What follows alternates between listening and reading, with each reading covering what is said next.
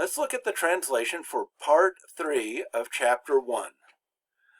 Un espace, you drop off that E and we get a space. Un estomac is a stomach, you drop off that E and you get pretty much stomach. Une forêt is a forest, you've got that circumflex over the E, that replace that with an S.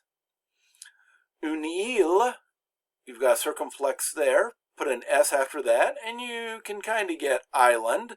We got our word isle from island, from île there, desert isle.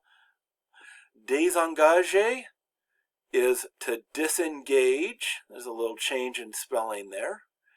Étrangler, we've got the E with the accent aigu there. That gets replaced by an S, to strangle. Une éponge is a sponge. Put the S there.